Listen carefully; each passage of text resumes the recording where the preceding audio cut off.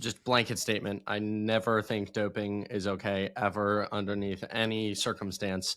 But when you explain the realities of the sport that I think a lot of people are unaware of, that there are contracts out there that athletes only make $40,000 a year or less in some scenarios that I've heard about privately. And then there are these contract incentives and bonuses if you run certain times. People's livelihoods are a little bit at stake, and they are kind of riding this fine line, fine dream. And in America, we're super, super privileged with the systems and setup that we have. You take it to, these East African countries where the difference between running a fast marathon and performing well at it and not is like your family eating sometimes. And again, Totally. never justifying doping. I don't think it's ever okay. But I think also from a doping perspective, the structures of contracts and how little we pay people and also incentivize people for doing really, really well. I think a lot of doping stems from that. I'm not sure if you agree with that statement, but I think the incentives in the sport are completely off from the perspective of the company.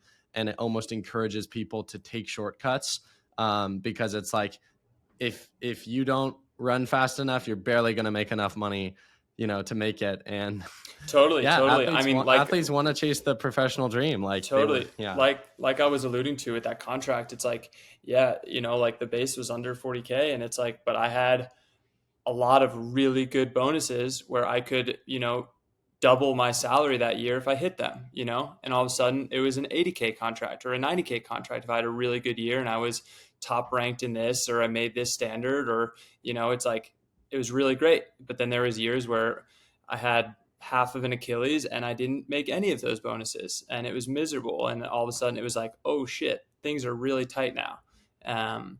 And I think that the thing I always tell younger kids, because I feel like that's always like whenever we do community runs, like with the team or after races, whenever I get any time with someone, I feel like for whatever reason, doping is such a topic that they're so enthralled by and like interested in, because kids it's like, love it.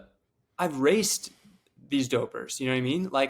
I have so many pictures with me next to people that are either currently suspended or were suspended, and I tell them all the time, I'm like, these are not bad people. And I think that's the thing people don't realize is like when they associate someone like doping, they associate just like this awful criminal.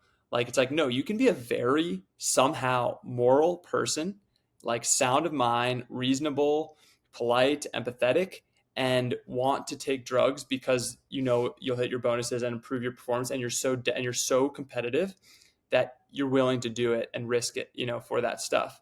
And that's, once again, me not justifying it all. I remember after I missed like my first world championship final, I think I might've said this on one of your podcasts, but like, I was so mad afterwards.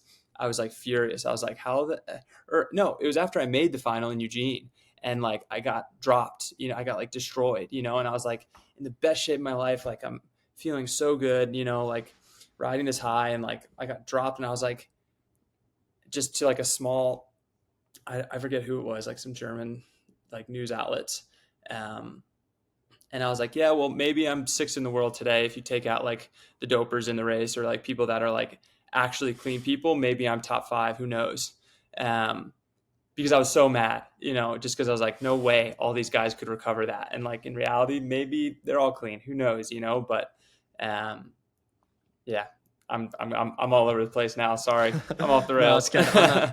On the moral comment, my parents taught me, my mom specifically, great thing growing up, which is like, there aren't bad people. They're just people who do bad things. Yeah. And I think doping is one of those things. Such a more eloquent way to do it. That's why you're good at your job.